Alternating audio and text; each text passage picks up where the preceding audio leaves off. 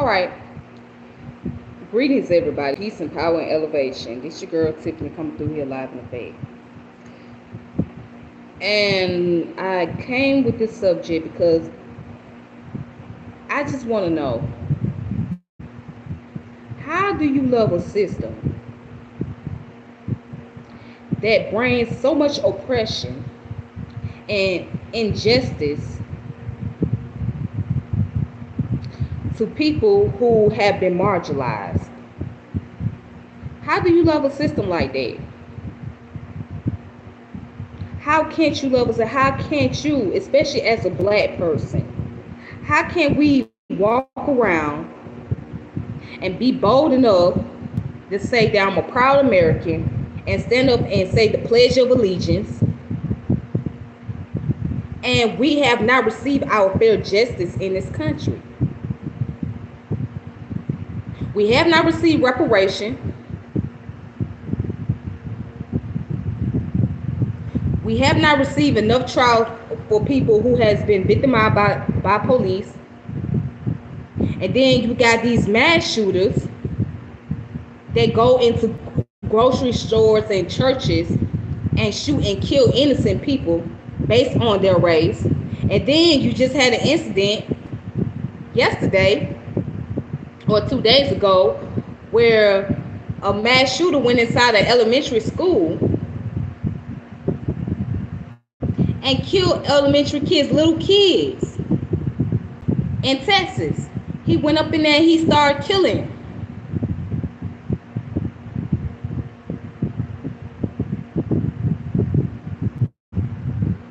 And we run around here talking about we love the system. And I'm not saying me personally, but you got some of our people that say they love the system. How do you love a system that oppresses your people? You know what? As a matter of fact, let me play a video clip so you guys can see where I'm coming from with this, because I just have to ask this question. I'm going to play a clip, right?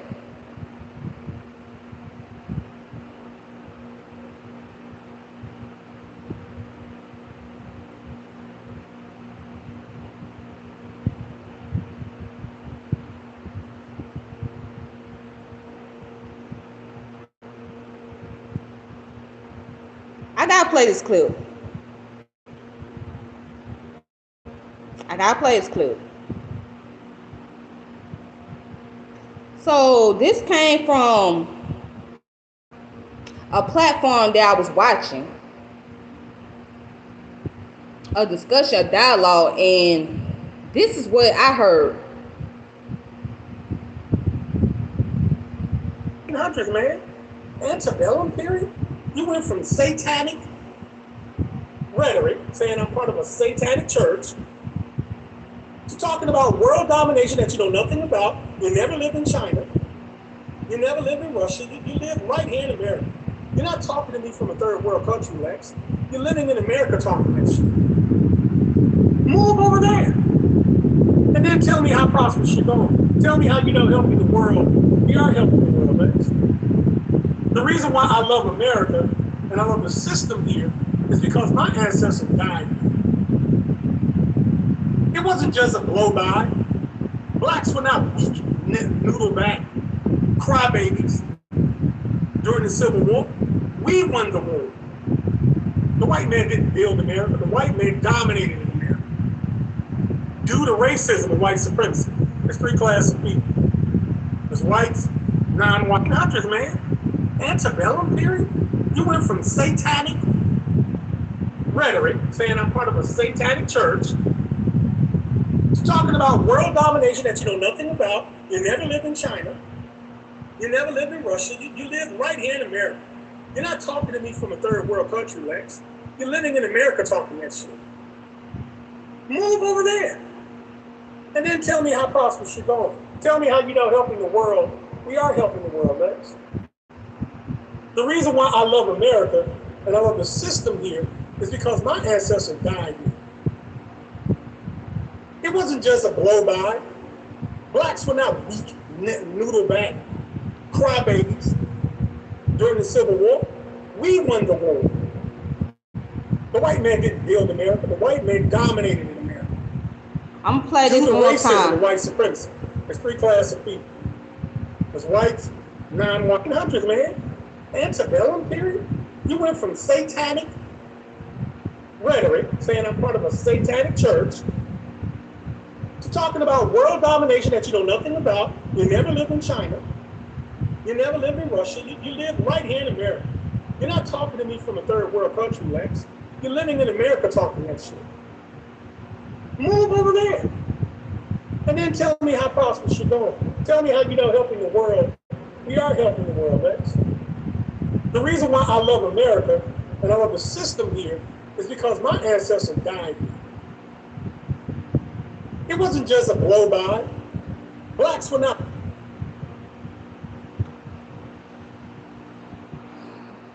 The reason why I love America and the system because my ancestor died here. Yes, our ancestors died here in America.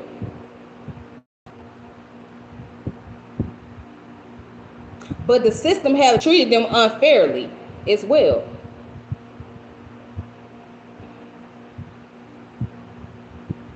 See, when I hear stuff like this, right?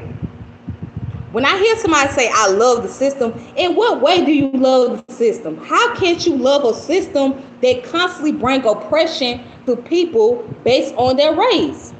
How can't you love a system that brings about injustice? How can't you love a system? How can any black person in their rational mind love a system that has brutalized their people for so many years and still doing so? They gave their people so many false promises. They have not gave their people reparation. So my question becomes, especially to these ADOS and the FBA people, right?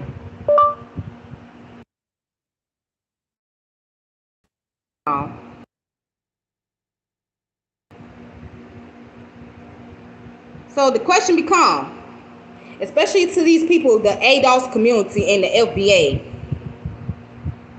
what are you guys going to do about the fact that that mass shooting took place in Buffalo? Did anybody try to come together and bring about some form of protest?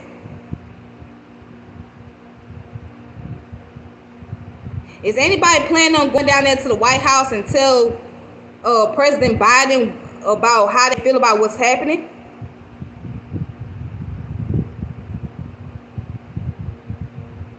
I mean, is anybody from ADOS going to make the initiative to address the governor of New York, the city council,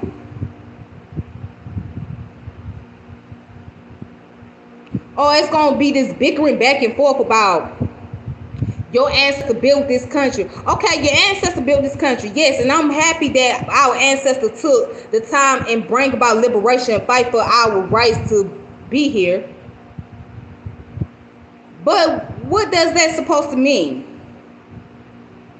What does that supposed to mean? What good is that doing for us collectively? That's just a bunch of rhetoric. It's a bunch of talking points.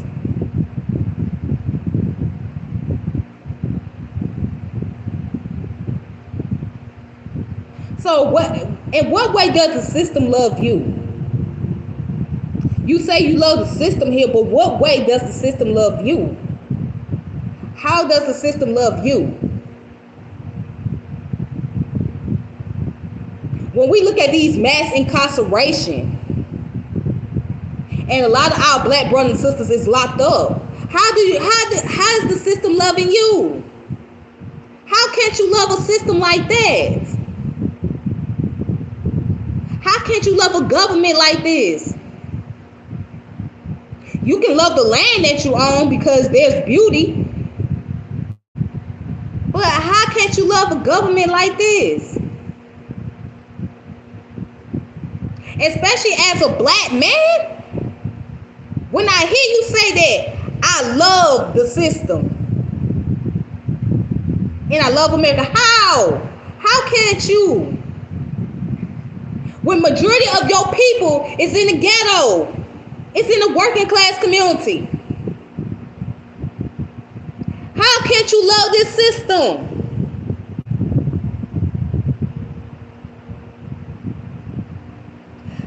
How can we sit here and be so proud and be so bold to say the Pledge of Allegiance, to sing the national anthem? Yeah, America is our culture because we were born here. But there's always a culture within a culture. I forgot about that. I'm glad that you brought up African Liberation Day. I'm gonna do a video about that tomorrow, Lion. Thank you for bringing that up.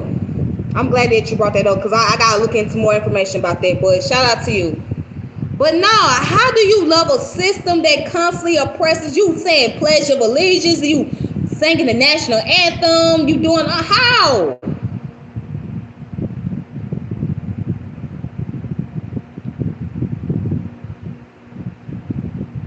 I just maybe it just won't register with me. I just don't get it.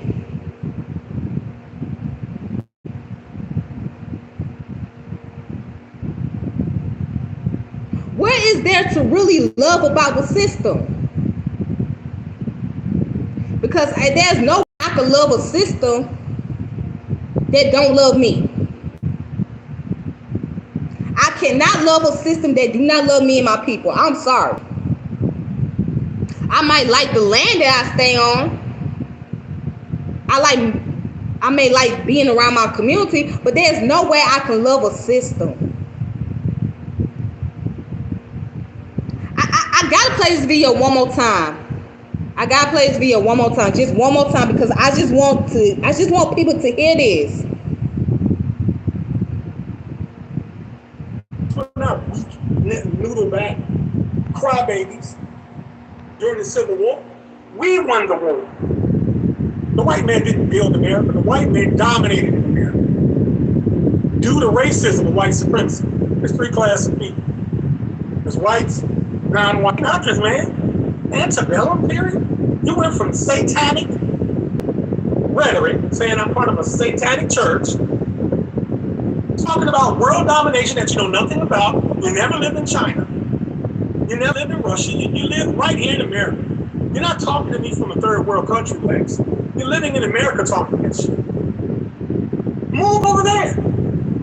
And then tell me how prosperous you're going. Tell me how you're not helping the world. We are helping the world, Lex. The reason why I love America and I love the system here is because my ancestors died. It wasn't just a blow by. Blacks were not weak. We are helping the world. Yes, that's Brother Consul. And that was his dialogue with Les Vortex. And I gotta give it to Les Vortex. I'm sorry.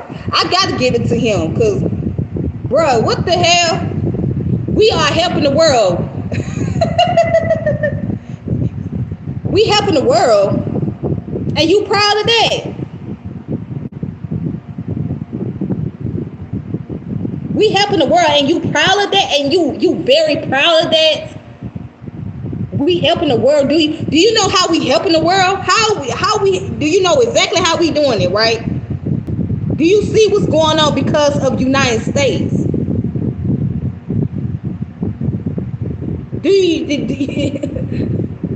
But we sit here saying we helping the world. Yeah, we helping the world, but at the same time, we play a part in destruction too. We play the part in destruction as well, Brother Consul. We play a destruction part of it. That's the part that you don't want to talk about. That's the part that you fail to acknowledge. We got countries that's still underdeveloped because of the fact that United States is eating off the resources. Let's talk about foreign exchange. Let's talk about world marketing. We got countries to this day that are still underdeveloped because of places like United States and Britain. But we supposed to be helping the world, right? I guess many of us forgot about Walter Rodney's How Africa Became Underdeveloped.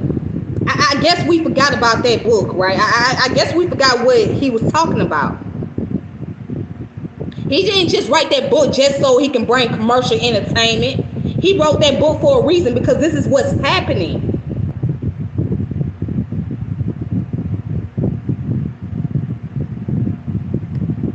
This is what's really happening. As a matter of fact, you know what? Let me go get the book right now as I'm speaking. Let me find that book.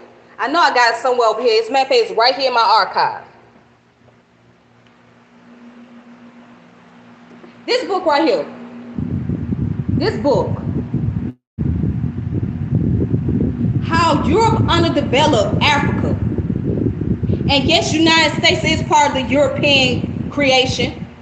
United States is a part of European creation. It's not in Europe, but it's part of European creation.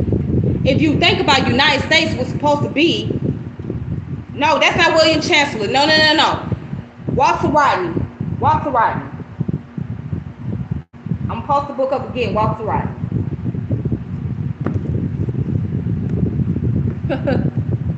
United States was supposed to be like the New Europe. The United States is supposed to be the New Europe. Okay, so it was part of the European creation. But I guess, you know, let me look into the pages.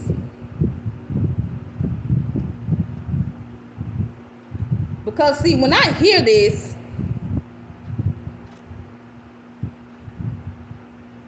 hold on. Let's look into the concept of how it became undeveloped. Let's look at what is undevelopment according to Walter Rodney book. He says, what is undevelopment?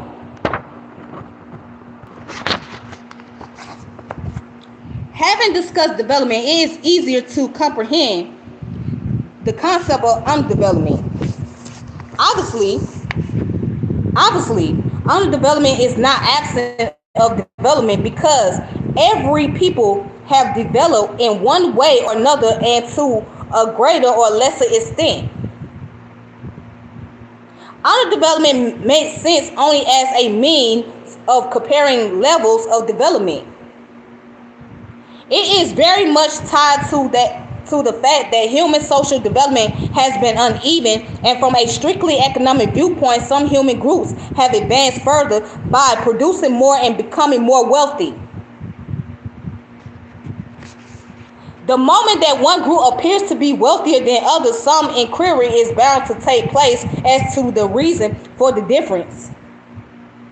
After Britain had begun to move ahead of the rest of Europe in the 18th century, the famous British economist Adam Smith felt it necessary to look into the causes behind the wealth of nations. And the United States is part of wealth of nations. Hold on. At the same time, many Russians were very concerned about the fact that their country was backward in comparison with England, France, and Germany. In the 18th century, subsequently in the 19th century, today our main preoccupation is with the differences in wealth between, on the one hand, Europe and North America, which is United States. United States is in North America. And on the other hand, Africa, Asia, and Latin America. In comparison with the first, the second group can be said to be backward or undeveloped at all times. Therefore, one of the ideas behind underdevelopment is a comparative one.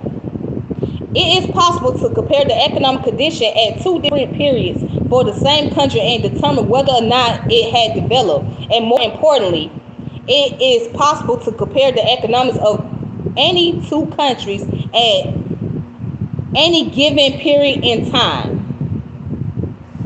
Now, this is Walter Rodney's work, and if for you guys don't know, Walter Rodney was not only an activist, but he was also a historian, an anthropologist. He studied a lot into history, into the transatlantic slave trade. Okay, he was assassinated in his hometown of Guyana. All right, he was from South America. He was from Guyana. But just listen, just check this out. This is what he had to say. He said, second, even more indispensable component of modern underdevelopment is that it expresses a particular relationship of exploitation. Namely, the exploitation of one country by another. All of the countries named as undeveloped in the world are exploited by others. And the underdevelopment with which the world is now preoccupied is a product of capitalist, imperialist, and colonialist exploitation.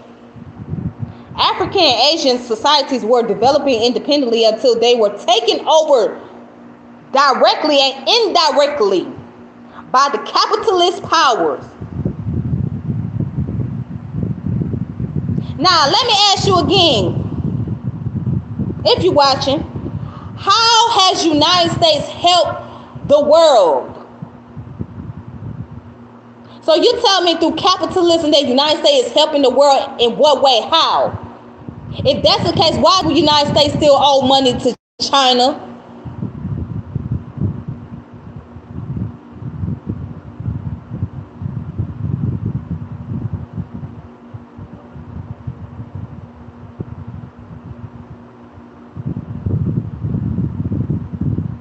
You want to talk about how United States is helping the world, but at the same time, United States is hindering the world too. We don't want to talk about that. See, if Les Vortex would have used this book, that would have eliminated the discussion right then and there. If he would have read this book, How Europe Undeveloped Africa, and used that as an example, that would have ended the conversation. This would have ended the conversation. This would have ended the talking point that Consul was talking about. And I'm sorry to say this. No, you know what? I ain't even sorry. I'm going to say it. It's utterly ridiculous. It's ridiculous how you can profess to say that you are African or Pan-African. Or what, you ain't even said you're Pan-African. You say you're American African. You are African by heart.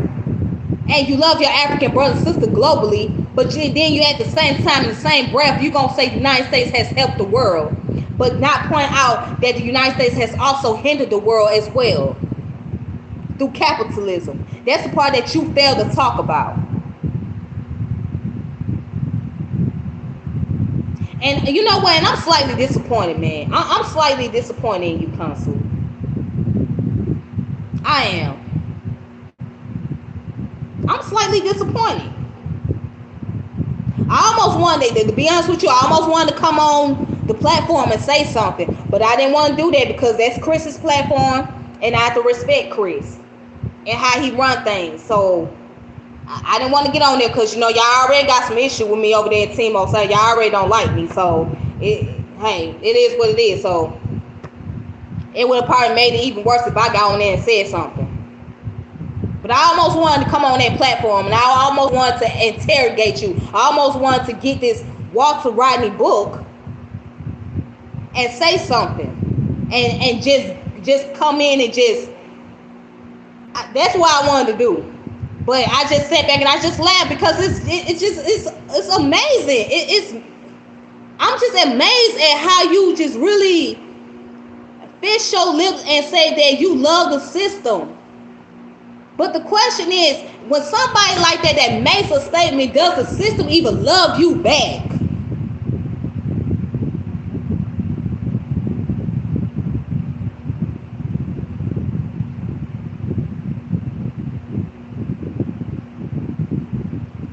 And if Chris asked me to come on that platform to have a discussion with you, I'll be glad to do so. I'll be glad to do so. I'll be happy. I'll be more than welcome. I'll be more than happy to get on the platform and say something. Because at this point, it was just. Let me continue. No, let me continue. Let me continue because I'm not finished yet. Now let's go back to what I was reading. Let me start all over. A second, even more indispensable component of modern underdevelopment is that it expresses a particular relationship of exploitation, namely the exploitation of one country by another. All of the countries named as underdevelopment in the world are exploited by others, and the underdevelopment with which the world is now preoccupied is a product of capitalist, imperialist, and colonialist exploitation. African and Asian society were developing independently until they were taken over directly or indirectly by capitalist powers. When that happened, exploitation increased and the export of surplus ensued, depriving the society of the benefit of their natural resources and labor. Let me tell y'all something. And for those of you that don't know, okay, Africa happens to be one of the richest continents in the world. Do you know why Africa is the richest continent in the world? It's not because of money or currency. It's because of the natural resources. Africa has a lot of natural resources. That's why so many continents and countries are feeding off this one particular place, because of its resources. So when you come in as a foreigner and you take over the resources from other countries, right? And you're profiting off of their resources, and they're not getting any percentage. And if they do, they probably getting less than the amount that you're making. That causes the countries in that continent to become undeveloped because they're not making enough wealth. They're not prospering enough.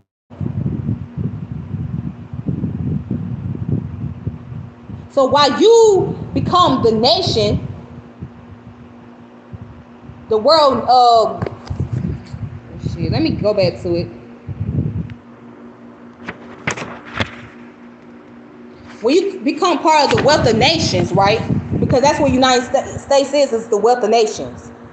When you become a part of the wealth of nation, how did you get to that level? Unless it's right, it's a dirty game. It's a dirty game. I don't have the link. I'm not on StreamYard. Chris, I'm not on StreamYard, so I can't give you the link. I'm not on StreamYard. Let's see something. Yeah, I'm not on StreamYard. I'm doing it from my mobile device. So yeah, I'm sorry about that. For those of you that was trying to come in, I'm doing it on my mobile device, so I'm not on StreamYard. I'm just doing it strictly from my YouTube channel. All right. But the point is, getting back to what I'm saying, wealth of nation. How do you become wealthy? You own means of production, right? But how did the United States get its wealth? How did the United States get its wealth? Through exploitation. And the biggest part that play a role in that is the transatlantic slave trade. So you telling me, you fixing your mouth to say that you love America and you proud of this system. You proud of this system. You love the system. And still, your people ain't gained shit from this country.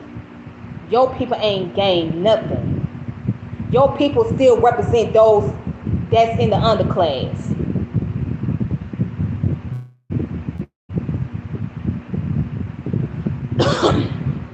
Your people still represent those that's in the underclass. How does that work? You come from a group of people that represent the underclass. Majority of our people, whether people want to believe it or not, whether people want to face that reality or not, majority of our people is in that underclass. Give me a percentage of how many black folks that's wealthy. Give me a percentage.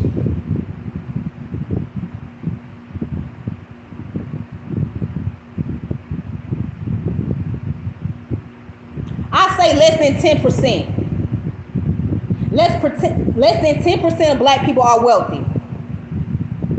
The rest of them are either in working class or they in poverty. When we look at our neighborhoods, who do we mostly see? Who do we mostly see?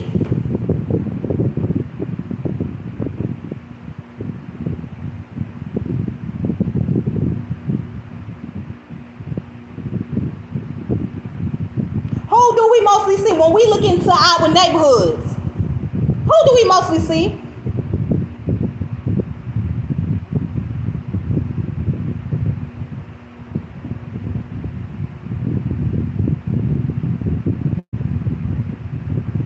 How can't you sit here and say you love a system when let's look at the war on drugs?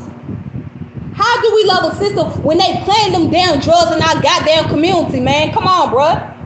How do you fucking love a system like that, bruh? Come on some real shit. Nah, on some real shit. On some real shit. On some real shit. How in the fuck would you love a goddamn system that goddamn put motherfucking drugs in your goddamn community, partner? How in the fuck can't you love a system like that? And they're still profiting off your ass. And if you don't realize that we are being exploited in our community. So how in the fuck can't you love a system where majority of the folks that are privileged was the same people that oppress you? How? Make that shit make sense. And where is your possibility or chance of getting out the goddamn hood and make something out yourself? Where's your fucking chance of that? What is your possibility or chance? Because everybody ain't fortunate to get up out the goddamn hood. Black man or black woman or Asian, whatever. If you're a so-called minority, you gotta fight 3 times harder to get out of your environment. Because now you playing into the politics. You playing into the politics of this system.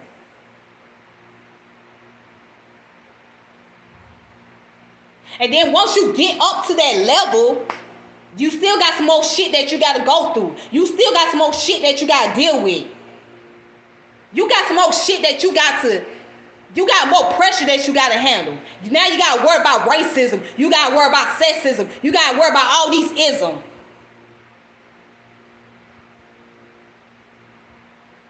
You got to worry about all this motherfucking shit.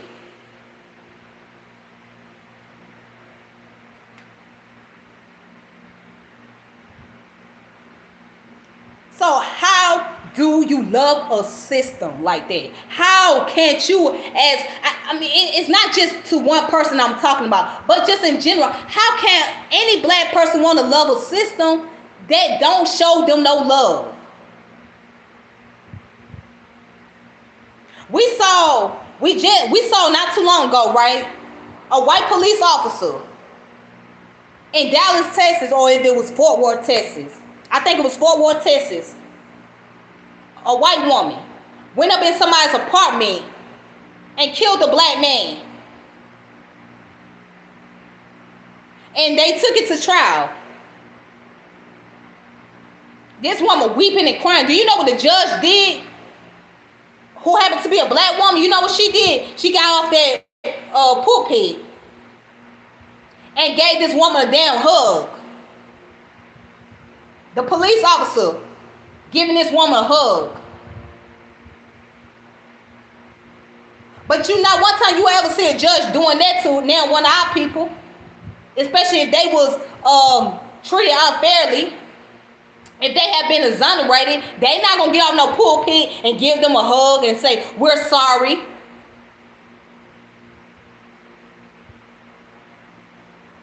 We apologize for the injustice. They'll give them some money. That's what they'll do. They'll pay them.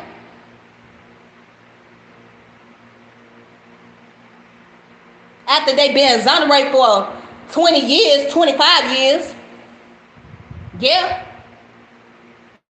Yeah.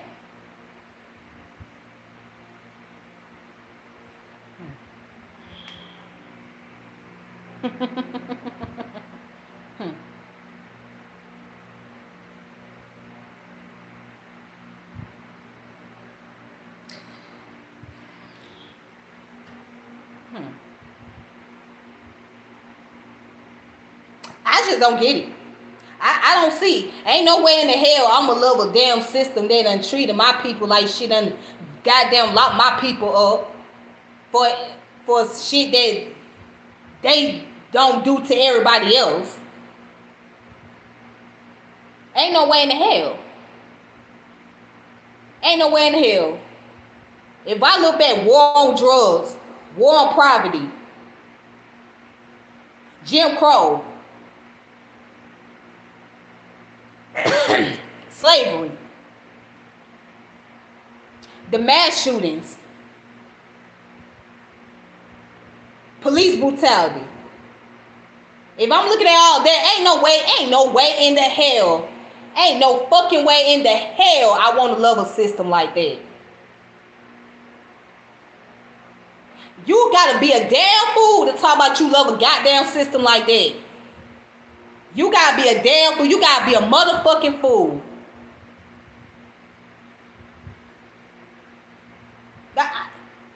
I'm just expressing myself right now because it just baffles me. How do you love a system? Let's go back to Walter Rodney for a moment. Let's go back. Let's go to Walter Rodney. Let's see what he's talking about. All right.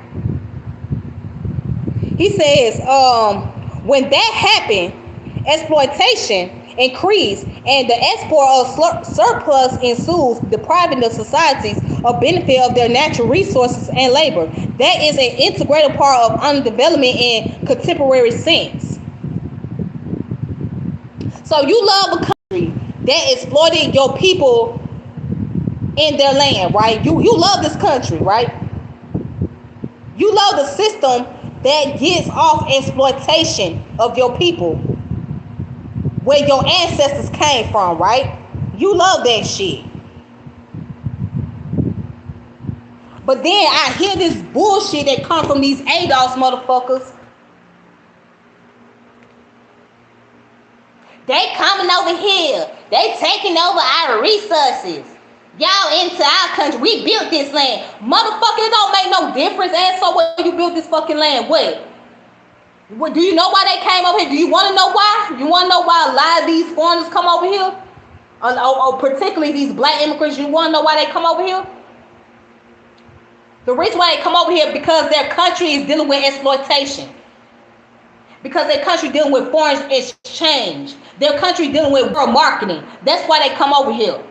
So they feel like, hell, I guess I need to come to the United States and to find a better life to live. To be able to get a better job over here because I can't get one over there in my country. I can't make the revenue in my country. I can't make the resources over there in my country. I can't be able to take care of my family because of the ongoing wars that's taking place, civil wars, government system. That's why they coming over here. They trying to find a better life. That's why you got the Haitian brothers and sisters that was trying to get over here through the borders before them damn crackers got on the damn horses and beating them with sticks and all other shit. They coming over here because they don't have enough resources in their country. Because French is still eating off their motherfucking asses. France is still wanting their damn money. After how many years of the revolution? Haitian revolution was around 1780. They won the revolution against France. And they still owe France money. So France is doing whatever they can to keep them in debt. And they said, well, shit, we can't find no jobs over here. We ain't got a lot of resources over here. So we need to come over here to America. Because America represents the what? Wealth nation.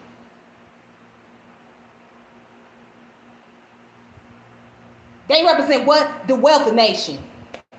United States represent the wealth nation. So they figure, well, shit, let me give into this illusion of American dream. Yes, I call the American a fucking illusion. Let me tell you why. Because ain't no fucking American dream. Ain't no American dream. What American dream do you fucking have?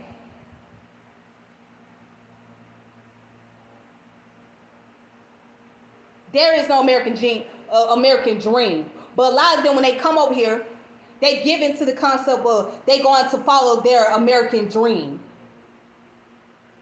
But until they see the reality, until they see the other side of America, they're like, wait a minute, this is something that we was unprepared for. Well, yeah, this is something that you was unprepared for because this is something that they didn't want to show you.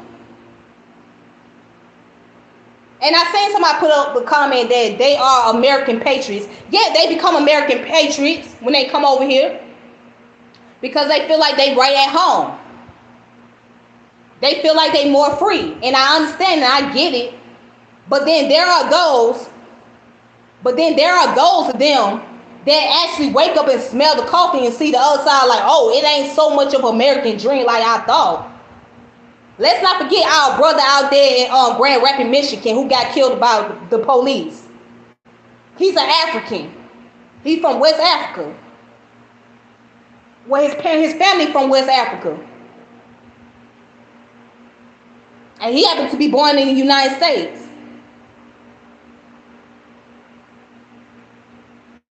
This man got laid on the ground. The police officer putting his knee on his neck and points the gun down and shoot him in the back of the head. Now, his parents never thought that that was going to happen to him over some traffic tickets.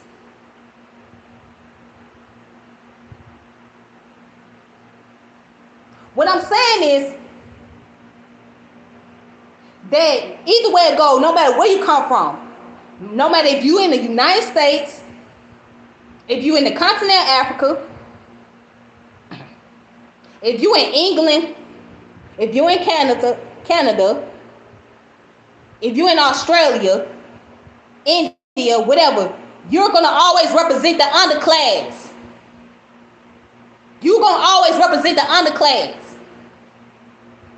Yeah, African continent has a bunch of black people, and most of them are black folks that's running the power, that's in a position of power. But as you can see, who also represents the underclass? Black people in these African countries. Who represents the underclass in England? I guarantee you it's black people. When you go to India, who gonna represent the underclass? I guarantee you it's black people. You better study the Sidi tribe. The Sidi tribe, they are a descendant of ancestors who came up out of the southern part of Africa and Central Africa. They the underclass. You think the Indian government treating them Sidi people right? Hell no. So here in the United States, you're going to always represent the underclass. So, and get back to the point what Lex was saying. He said there's going to always be a permanent underclass, and that's true. Because how can't you have rich without having poor people?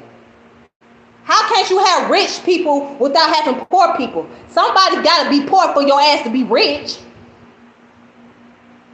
Somebody got to be motherfucking poor for your ass to be rich.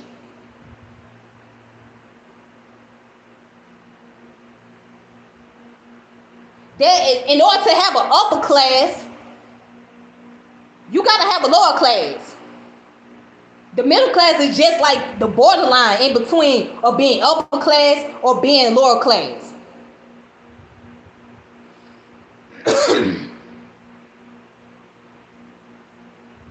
But at the end of the day, to be rich, you got to have a fucking lower class.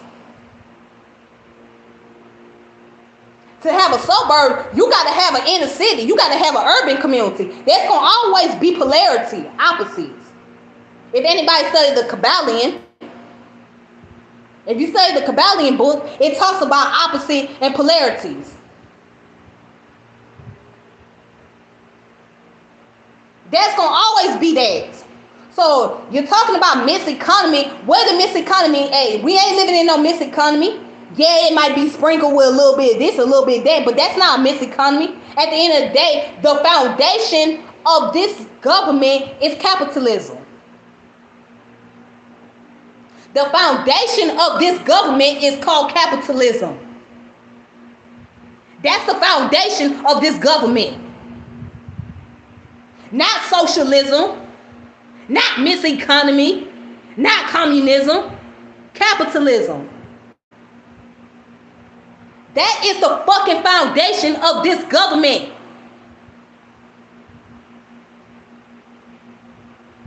That is the foundation of this system.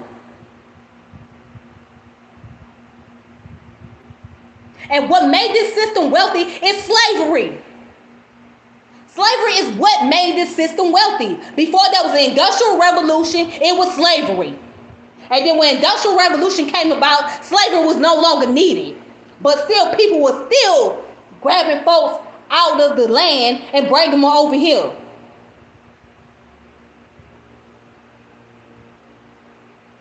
Ain't no way in the hell, if you study that far back on your history, ain't no way in the hell, as a black person, you can say that you happy that you live in a capitalist society. Ain't no motherfucking way in the hell. Ain't no way in the hell you can love a damn system that continuously oppresses you. And you more than likely to be oppressed because of the color of your fucking skin. Ain't no fucking way in the hell. Ain't no goddamn way in the hell.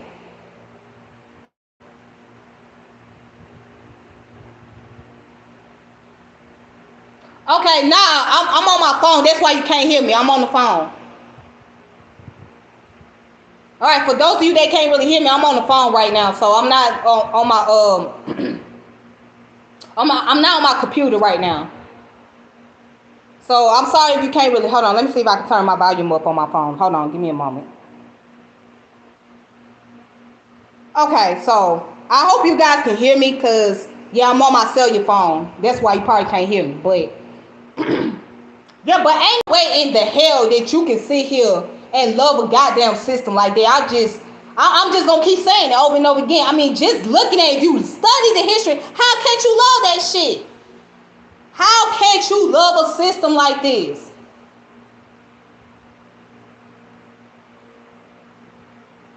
How can't you love a system like this, bro? Come on, man. Come on, man. How can't you love a system like this? How? How can't you love a system? Hold on. Hold on. Let me turn my fan off. Yeah, maybe my fan is interrupting me, so. But I don't understand. How can you love a system like this? How? How can't you do that? How? Oh boy. Oh goodness. Okay. All right. So I'm gonna read this one. Well, should I read two more? Maybe. Yeah. Let me read this last two. It says, in some quarters, it has often been thought wise to substitute the term developing for undeveloped. One of the reasons for so doing is to avoid any unpleasantness which may be attached to the second term, which might be interpreted as meaning underdeveloped mentally, physically, morally, or in any other respect. Actually, if underdevelopment were related to anything other than comparing economics, then most underdeveloped country in the world would be the United States of America, which practice external oppression on a massive scale, while internally there is a blend of exploitation, brutality, and psychiatric disorder. However, on the economic level, it is best to remain with the word underdeveloped rather than developing, because the latter creates the impression that all the countries of Africa, Asia, and Latin America are escaping from a state of economic backwardness relative to the industrial nations of the world, and that they are emancipating themselves from the relationship of exploitation. That is certainly not true, and many undeveloped countries in Africa and elsewhere are becoming more undeveloped in comparison with the world's great power, because their exploitation by the metropoles is being intensified in new ways. Economic comparisons can be made by looking at statistical tables or indices of what goods and services are produced and used in society. society. Under discussion, professional economists speak of the national income of countries and the national income per capita. These phrases have already become part of the layman's language by the way of the newspaper, and no detailed explanation will be offered. It is enough to note that the national income is a measurement of the total wealth of the country, while the per capita income is a figure obtained by dividing the national income by number of inhabitants in order to get an idea of the average quote unquote wealth of each inhabitant. This average can be misleading where there are great extremes of wealth. A young Ugandan put it in a very personal form when he said that the per capita income of his country camouflaged the fantastic difference between that was earned by his poor peasant father and what was earned by the biggest local capitalist. Was it Mahavani or Madhavani? I don't know how to say that name. I'm sorry, but continue. In considering the question of development away from the state of underdevelopment, it is of supreme importance to realize that such a process demands the removal of the gross inequalities of land distribution, property holding, and income, which are camouflaged behind national income figures. At one stage in history, advance was made at the cost of entrenching privileged groups. In our time, development has to mean advance which liquidates present privileged groups with their corresponding unprivileged groups. Nevertheless, the per capita income is a useful statistic for comparing one country with another, and the developed countries all have per capita incomes several times higher than any one of the recently independent African nations. And that's it again. This right here will kill that logic that Consul was talking about. This book right here alone. This book right here alone. Give me a moment.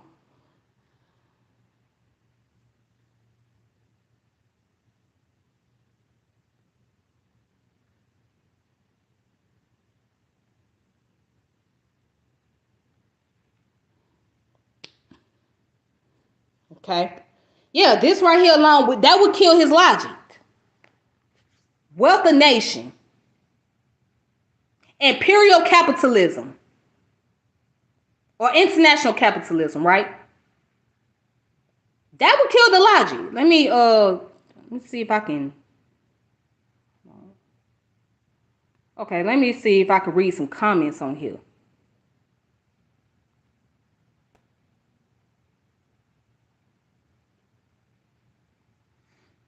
Africa has a classism system as well in some areas. Very true. Yes. Some pro-blacks, a small percentage, are very patriotic. Yeah.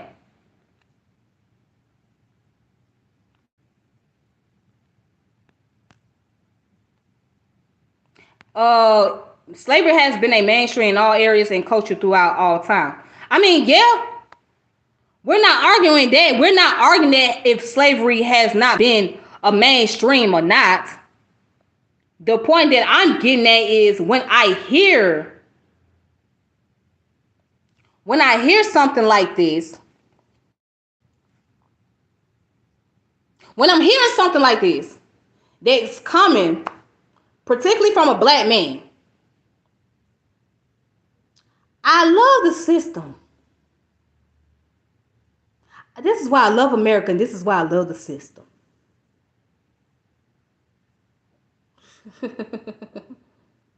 How? How can she do it? How? And don't think it's gonna stop here, cause it's not.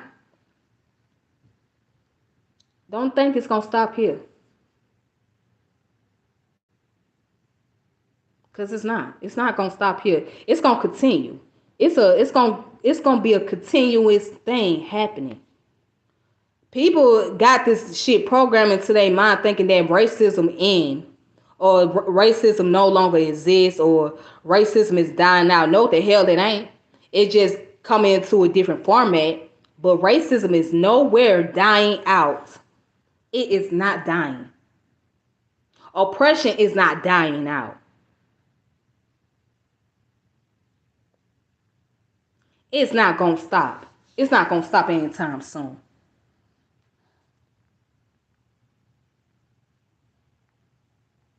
I don't ever seen it happen in my lifetime. I don't see it happening in my lifetime. I don't see it happening in my lifetime, in my world. I don't see that. I don't see racism ever going anywhere. I don't see sexism going anywhere. I don't see classism going anywhere. I don't see oppression going anywhere.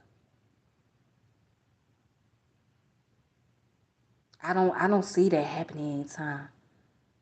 I don't I don't see that. I just cannot. I can't vision that. I mean, it's gonna be a uprising on more and more events that's going to happen. So there's no way that these things aren't going to ever end.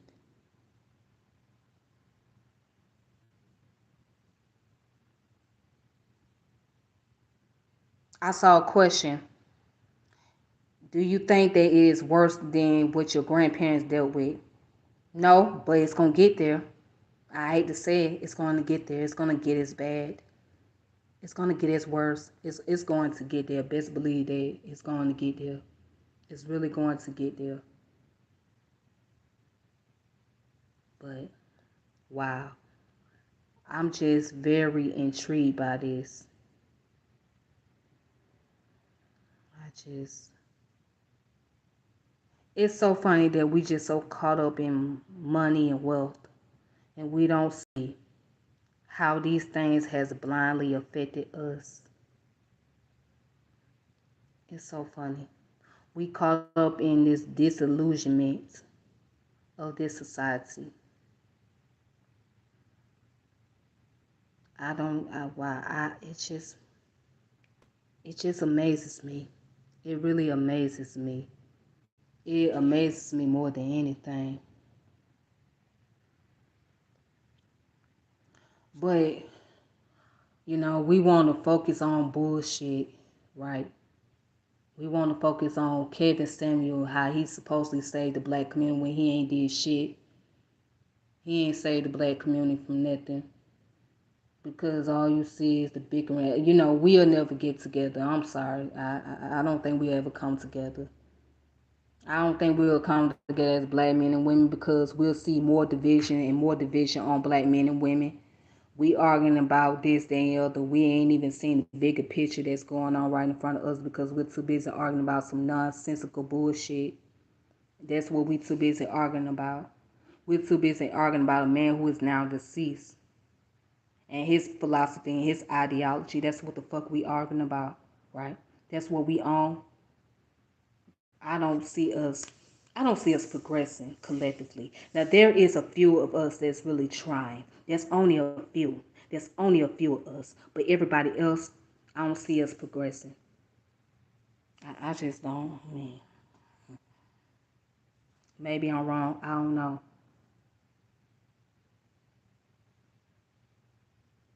I don't know. Let me see.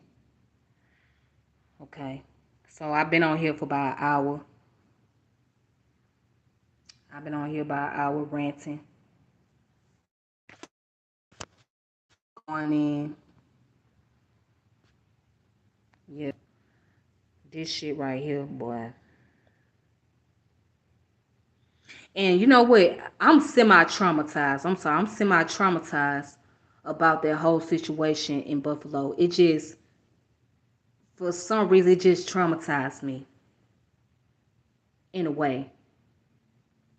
I mean, I just could not stop sitting there thinking about it because just looking at majority of those people who were victims, older people, somebody's grandmother, grandfather, father, mother, great grandparent, going to the grocery store, just minding their business, just want to get something to eat, make sure they come back home to feed their family. spend some time with their family. One lady had a husband in the nursery home that she'll go and take care of and see him. He was looking forward to seeing his wife, and until he found out that his wife is gone. I mean, and then just watching a video clip where the police officers all around and the people standing around. One young lady screaming from the top of her lungs, falling to her knees, crying.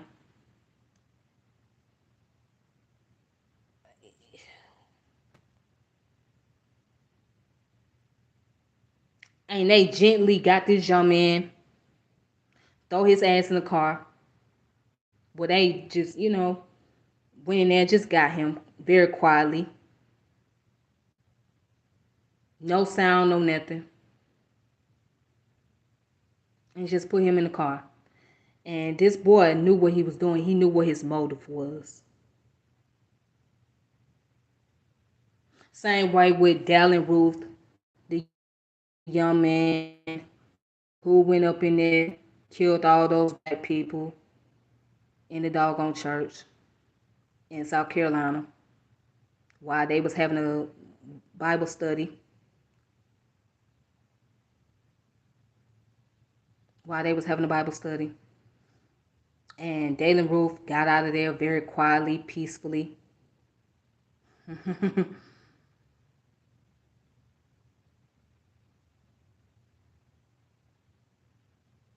Somebody put, let me, somebody put, they shot the shooter at Buffalo except he had a body armor.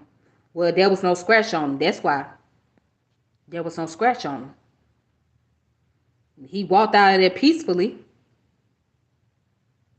He walked out of there peacefully. Yeah. Things like that, it just, for me, it just get kind of traumatizing. So yeah, I mean, I'm just still kind of just, it's fresh.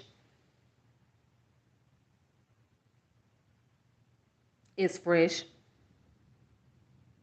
No, ain't nothing traumatizing about being shot. No. I mean, ain't nothing peaceful about being shot. I mean, I'm sorry. Ain't nothing peaceful about being shot. I agree. Ain't nothing peaceful about that, but he walked out of there. They got him in handcuffs. Like as if it was just done in a peaceful manner. Like he was just being very cooperative. Huh. So the past few days, it's been kind of traumatizing. Just looking at the video clip, seeing all them folks standing around, the young lady getting down on the ground, screaming, crying, throwing a tantrum. Yeah, that shit traumatizing. So I'm looking at that, and then I'm seeing here and listening to someone say, "America, I love America, and I love this system."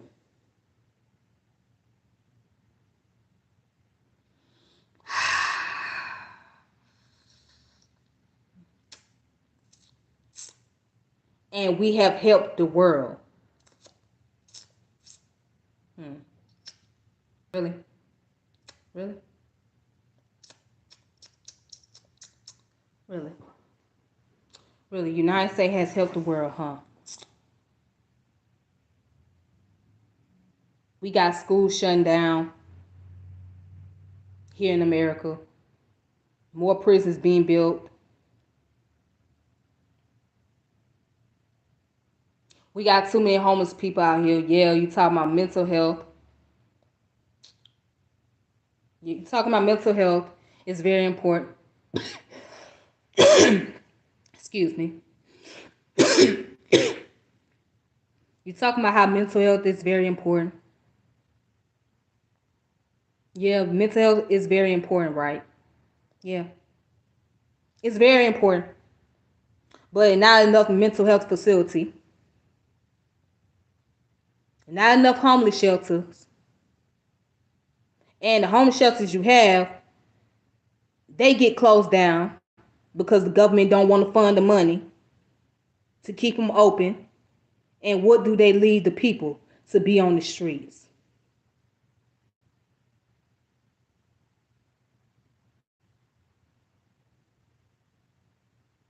And then when you try to talk to your, oh, this is another part that gets me about the system.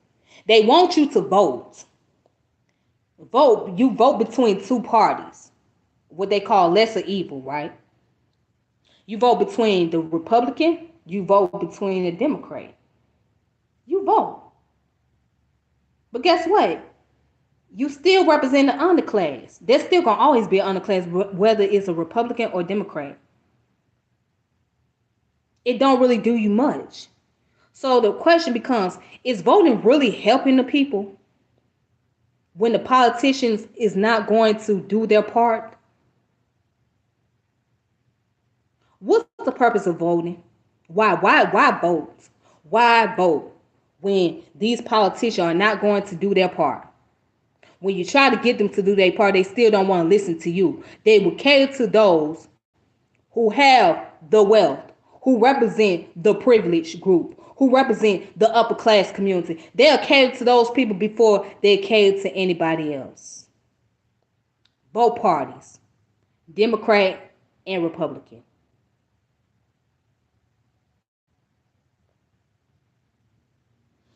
Hmm.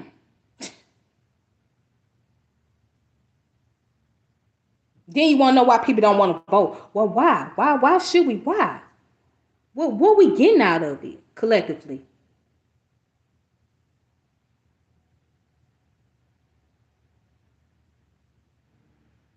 What we getting out of it?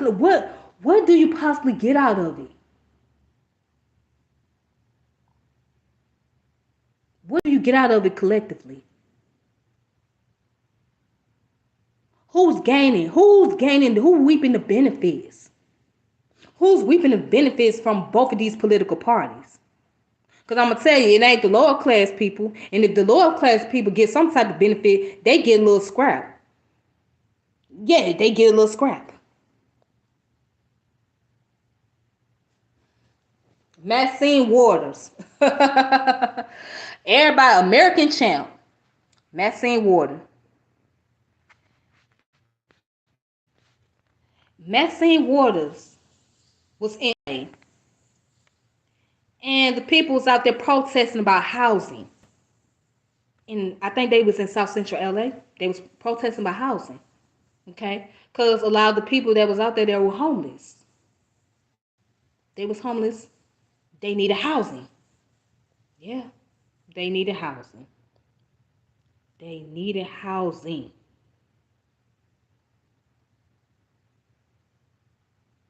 They needed housing. That's why they was standing out there protesting. They was waiting for Section 8 vouchers. They was waiting on Section 8 vouchers, thinking they was gonna get it. Then come to find out they weren't gonna be able to get it because they didn't have any vouchers to give out. So the people was standing out there protesting. You know what Maxine Ward told those people? You know what Maxine Ward said? She said, "Go home." They look at her. They said, "Well, we don't have a home to go to. We don't have a home to go to. That's why we protesting." What you mean go home? What home do we have to go to? A lot of people lost their homes and they've been homeless for a while and they looking for a place to stay. And all you could tell them is go home. They have no home to go to. They have no home. But this is the people's champ. This is the people's champ. They're telling the people to go home.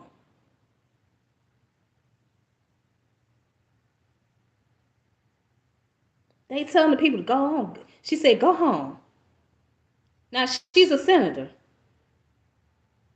How are you telling people to go home? You're supposed to be the House of Representatives. You're supposed to be representing for the people. The most that you should do is try to put up the fight, enough fight to make sure that the people get the adequate resources they need, right? But you tell them people to go home. And they telling you we have no place to go. How can't you love this system? How? How can't you love the system? How? How? In Atlanta, they was protesting about rent downtown because rent going up. Downtown protesting about rent. Rent, rent, rent, rent, rent. This is unfair. This is against human rights. Out here, they can go up on your rent. They can go up to. How can't you love a system like this? And then I do you another one. At the airport, there was a big protest from the janitorial workers.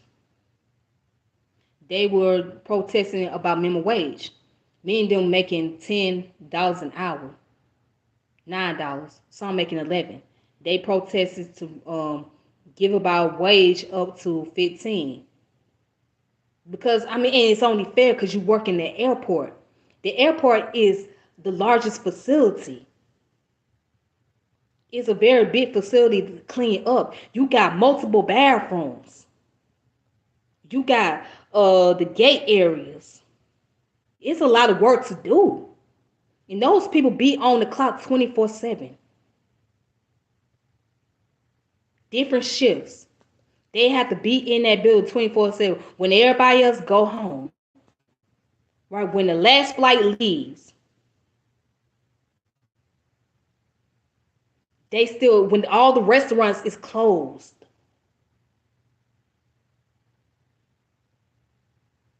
They still the last people in that airport, inside of the airport, cleaning. They have to go in there and clean and maintain everything. And they doing a lot of work. Heavy duty work at that. They not only have to clean inside the airport, they have to clean outside in the airfield. Go out there and pick up the trash while those planes are running. While those cars and carts are moving around. Vans moving around. They got to go out there, pick up trash, sweep up, pull the trash.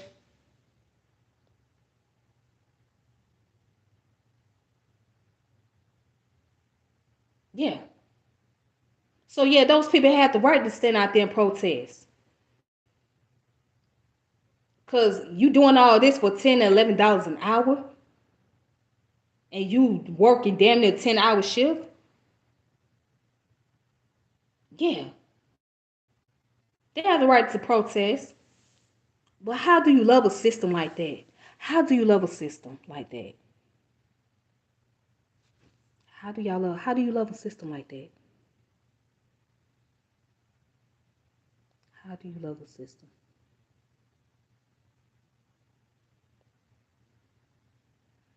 How can't you? I know y'all tired of me asking that question. I know y'all tired of it. But I just have to ask, how can't you? How can't you? How can't you? How? How can you?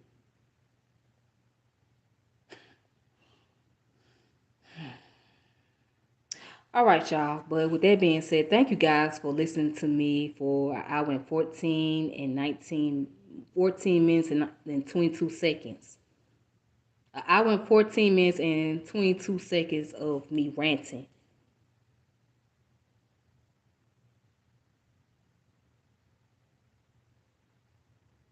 Like I said, I have no problem.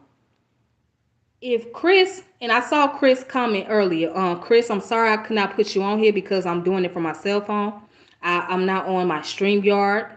So I'm sorry. But if you want me to come on your platform one day, please invite me. Invite me, Chris. I'll be more than welcome to come on there if you're still watching. And just let me know. I'll come on there and I'll speak my thoughts. I'll speak my thoughts. I have no problem. I'll have no problem speaking my mind. And I think you know that. You know that. But I have no problem. If you want me to come on there, if I'm allowed to come on there. So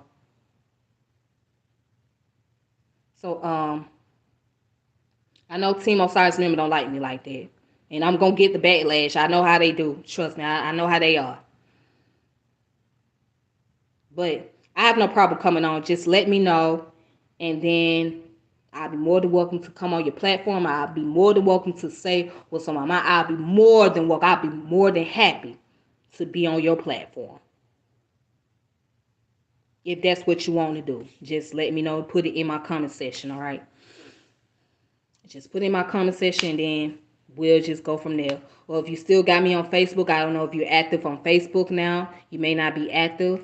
If you are, you can reach out to me on Facebook, on my inbox, and I'll be more than happy. I'll be more than welcome and happy to be on the platform. I'll be more, hey, it's no problem. I'll come. I have no problem. And I'm talking about Chris Harris. So, like I said, let Chris Harris know I am more than welcome and I am more than happy to be on your platform, Chris Harris. So just reach out to me on Facebook. If you have a Facebook, if you still active, I haven't seen you lately, so I don't know what you're doing. Or if you want to leave something on my comment on my page, I'm more than welcome to do so. We can make the arrangement, what day and what time. I'll come on there. I'll speak my views. I'll give my opinion. I'll do whatever.